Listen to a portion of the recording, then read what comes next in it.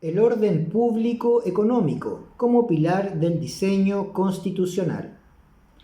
Uno de los principales obstáculos para el cambio social que ha impedido responder adecuadamente a las demandas de los últimos años ha sido la normalización de un determinado concepto muy característico del orden constitucional vigente en Chile, el llamado orden público económico.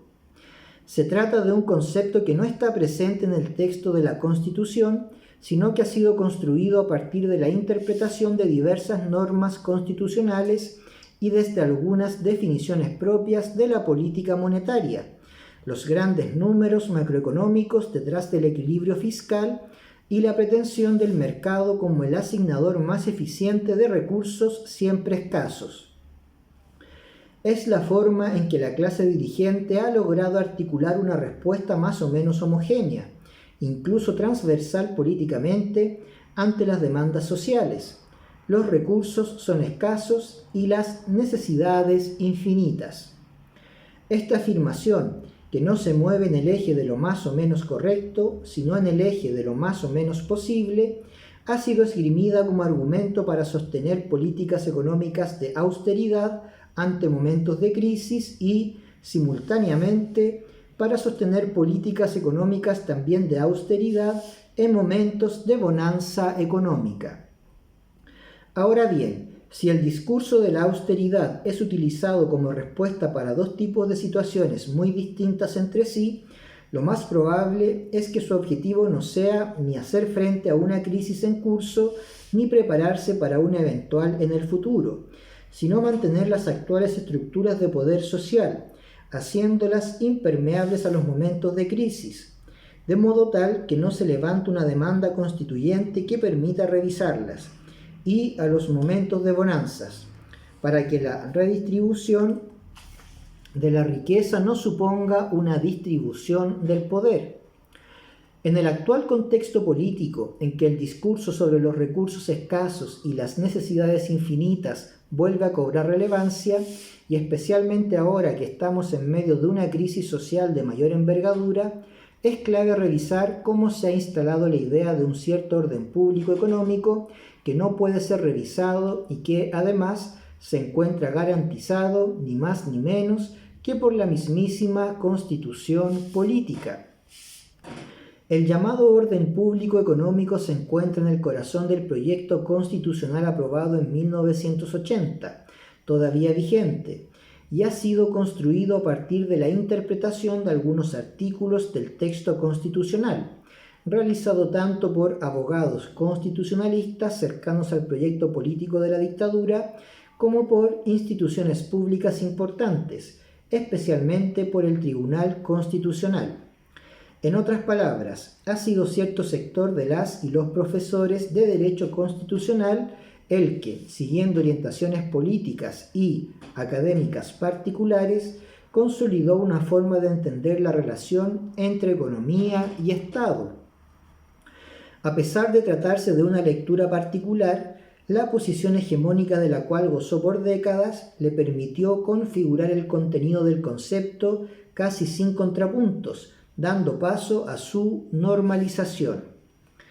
De esta forma, se encuentra bastante arraigada la idea que este orden público económico responde a un contenido constitucionalmente protegido,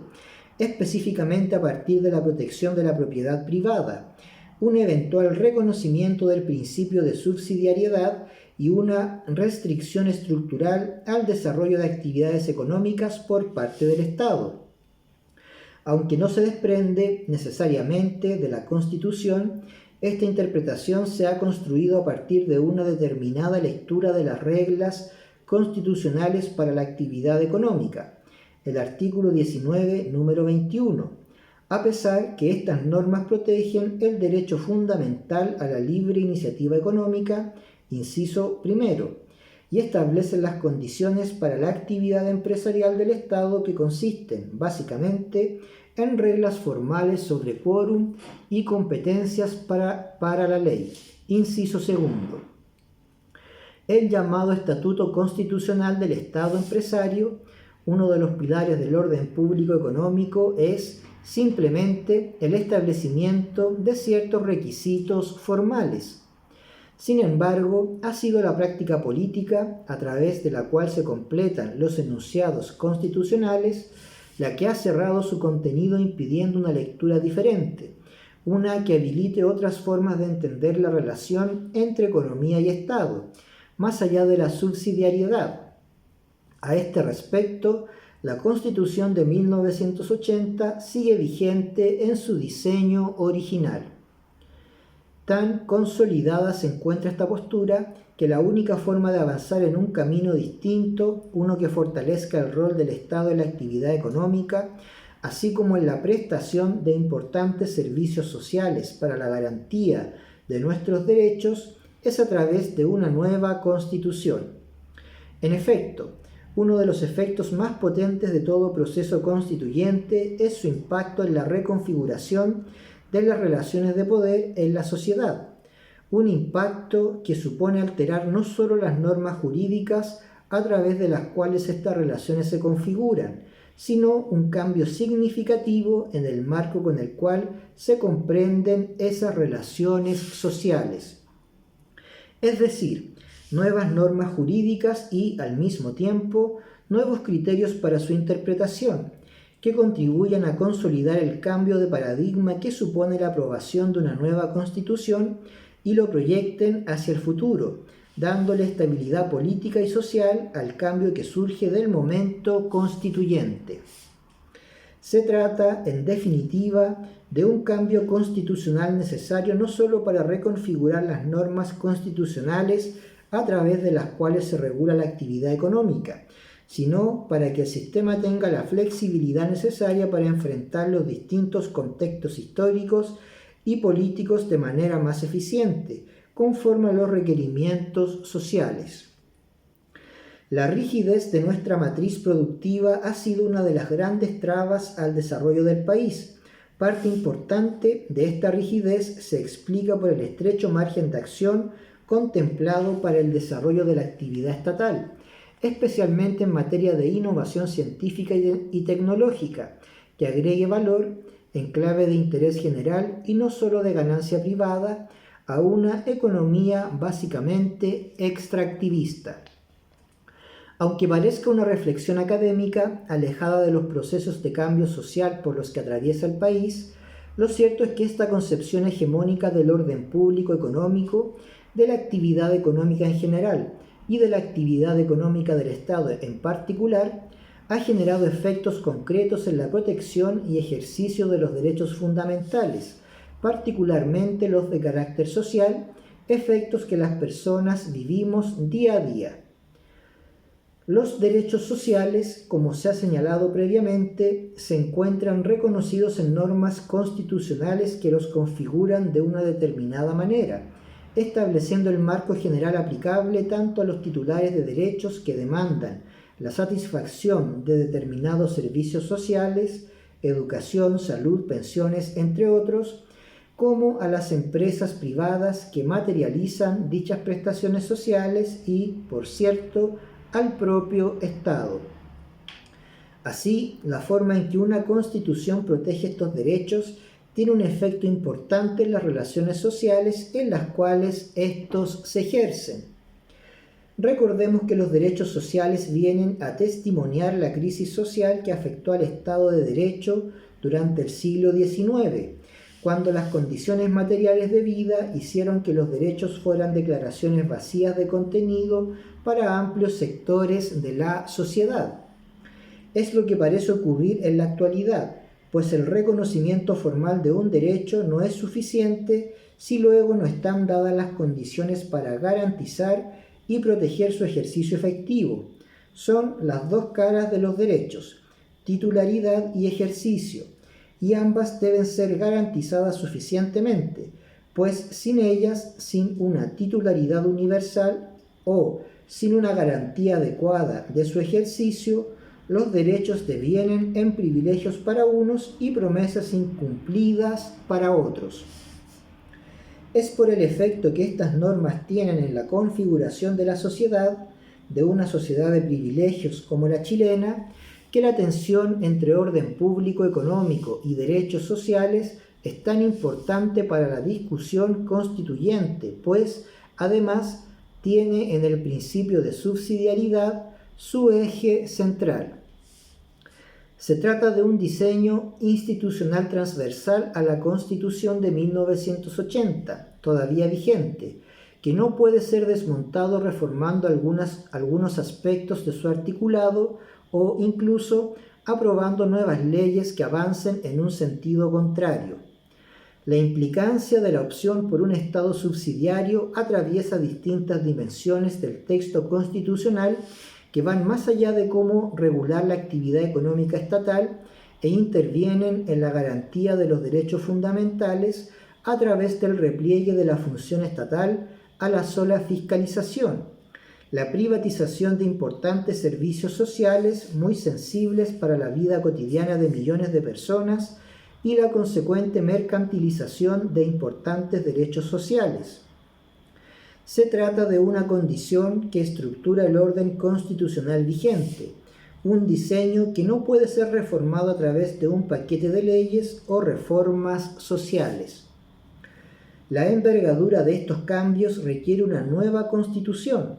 Solo así podremos avanzar de una sociedad de privilegios a una de derechos efectivamente garantizados. Detengámonos en esta diferencia, en el impacto social que significa una disparidad tan importante en el ejercicio de los derechos fundamentales y que marca una de las brechas sociales más significativas del momento de crisis que se evidencia a partir de octubre de 2019. La forma en que la Constitución de 1980 reconoce y protege los derechos de las personas, estableciendo derechos de primera y de segunda categoría, ha configurado determinado tipo de relaciones de poder político en la sociedad, que derivan directamente de los recursos económicos asociados al ejercicio de los derechos que aquí hemos puesto en tensión, la libertad de empresa y los derechos sociales. La disparidad de poder que podemos apreciar en el ejercicio de los derechos es brutal, no solo entre quienes ejercen uno u otro derecho, sino que incluso entre quienes ejercen un mismo derecho, pero en contextos socioeconómicos diferentes. El ejercicio y garantía del derecho a la salud, por ejemplo, da cuenta de estas brechas sociales. Mientras la actividad económica de las ISAPRES genera utilidades que se cuentan por decenas de miles de millones cada año, utilidades generadas gracias a los contratos de salud que celebran con el sector más rico de la población, el sistema público de salud no solo se encuentra colapsado por atender al sector más numeroso y necesitado de la población, sino que además está estructuralmente desfinanciado. Es decir, la sociedad chilena destina más recursos a atender la salud de los más ricos, dejando a los menos ricos y a los más pobres a merced de la disponibilidad de los siempre esquivos recursos públicos. Sabemos que los pobres están entregados a la disponibilidad de recursos públicos, donde la concepción de su salud como derecho y la actividad económica del Estado son sistemáticamente cuestionados desde el discurso de la ineficiencia. Por otro lado, los ricos participan de relaciones de poder social diferentes, construidas por los contratos de seguro que son capaces de firmar con empresas privadas, teñidas de libertad contractual. Así, mientras en el sector público falta dinero, en el sector privado sobra. Ese es el resultado de la tensión actual entre la concepción política del orden público económico y la concepción política de los derechos sociales anclada en la Constitución. El eje de esta dicotomía está marcado por la concepción del Estado subsidiario y la tensión entre libertad de empresa y derechos sociales. Un Estado prestador de servicios sociales de calidad, eficientes y gratuitos. Objetivo que es perfectamente realizable en nuestro país. Dejaría muy poco espacio para que el desarrollo de la actividad empresarial en estas áreas sea económicamente atractivo. Dicho de otra forma, mientras menor sea la presencia estatal de servicios sociales o menor sea su calidad, salud, educación, pensiones, agua, mayor espacio para el negocio, para el despliegue de la actividad privado y el lucro.